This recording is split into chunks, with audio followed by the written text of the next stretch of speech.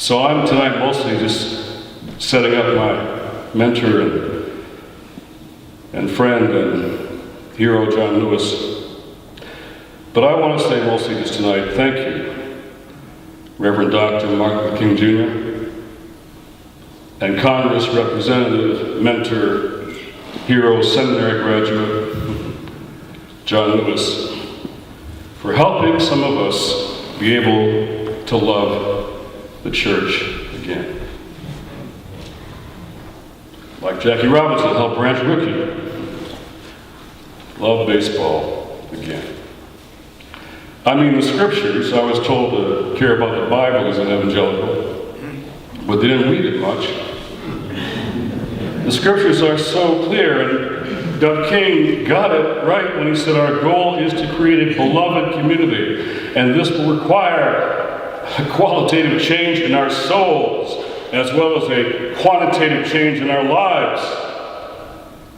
And John Lewis said, as a nation, and as a people, as a home, as a family, we've made a lot of progress. We've come a distance, but we're still not there. We have not yet created the beloved community. We have not come to that point where we recognize the dignity and worth of every human being. It is still a struggle.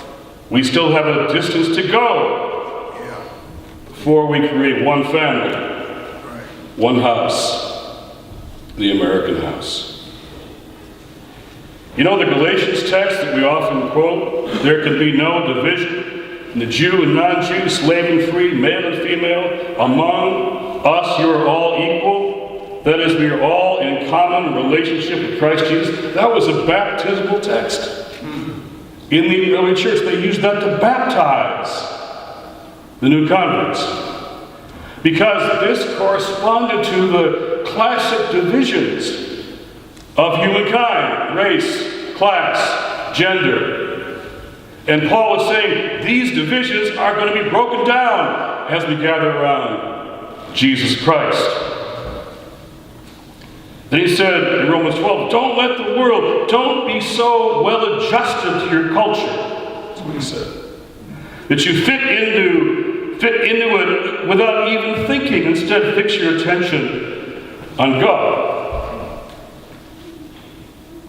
From the Tower of Babel onward, this biblical movement toward reaching out, going and filling all the earth, God's cultural mandate to be a blessing to all nations, always was more and more and more people. And finally, in Revelation, at the very end, it's an amazing text, Revelation 7, 9 and 10.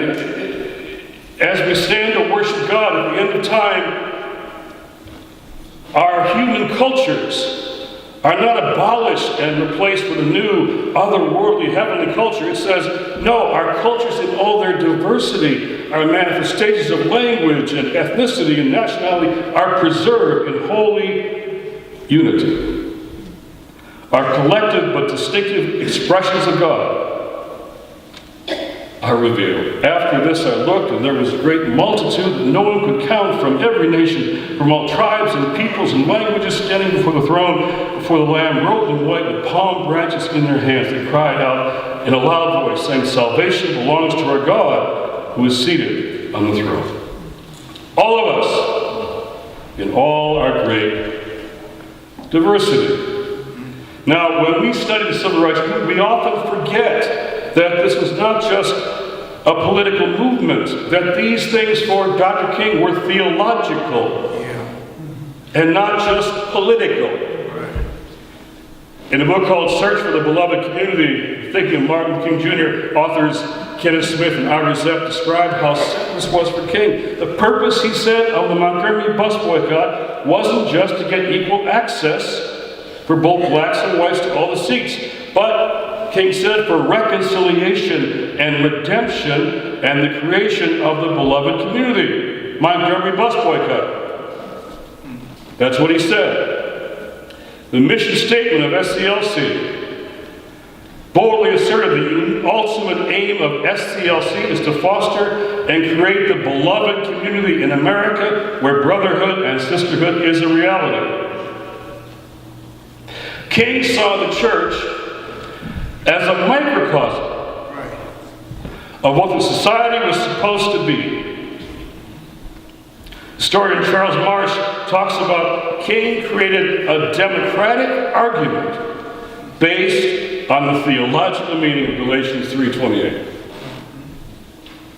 It was supposed to radiate out from the churches and create this new kind of society. That's what it was meant to be. So I want to just conclude tonight by two things. One is directly about policy, politics, application. It come from the letter from the Birmingham Jail for us right now in our time. The other is a very painful personal story of how the church is still not getting it.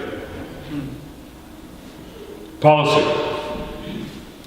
Family, friends of ours, Colorado, had a little kid, a little boy, and this kid, at 5, 6 years old, he would stand down the fireplace and he would just recite the speeches of Dr. King to family guests. He just loved Dr. King. He was 5 years old, white kid. And parents would come, and his parents didn't even know why he was doing it. He just would talk about, he would give the I Have a Dream speech, after dinner. But he felt like he'd missed the civil rights movement. And he felt so badly because he was too young. He read about John Lewis, but he wasn't part of it. So he got into Teach for America and went to the Delta in Mississippi. He got a sign there. Why? So he could see all the places. He could see the monuments, the places, the history, just see it and feel it. But when he got there and he saw the education of kids in the rural South, he understood that the civil rights movement will not be completed until those kids have educational opportunity.